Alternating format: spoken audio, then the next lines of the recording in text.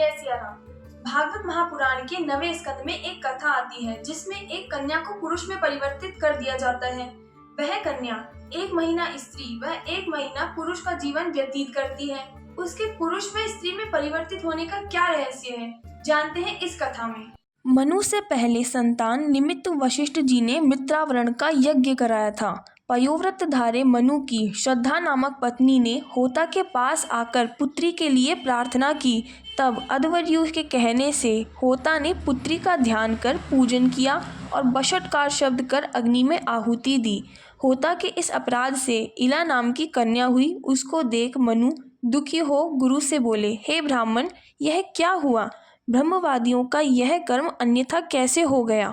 वशिष्ठ जी बोले, संकल्प में यह विषमता होता के अपराध से हुई है, तथापि तेजो बल से इस कन्या को पुत्र बना देंगे। हे राजन, ऐसा विचार वशिष्ठ जी ने इला को पुरुष बनाने की इच्छा से भगवान की स्तुति की।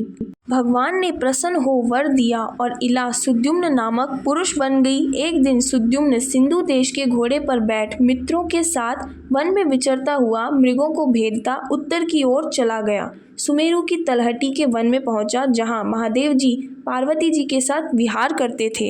हे राजन, उस स्थान में प्रवेश करते ही सुद्युम्न स्त्री हो गया और घोड़ा घोड़ी हो गया। उसके सब साथी भी स्त्री बन गए।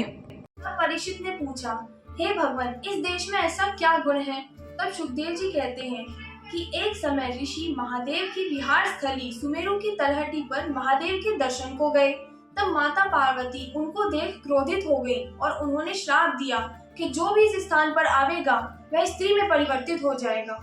इसी कारण स्त्री रूप सुद्युम्न वन वन घूमने लगी। आश्रम के समीप ही सखियों के साथ उस स्त्री को विचरती देख चंद्रपुत्र बुद्ध के मन में उसकी अभिलाषा हुई।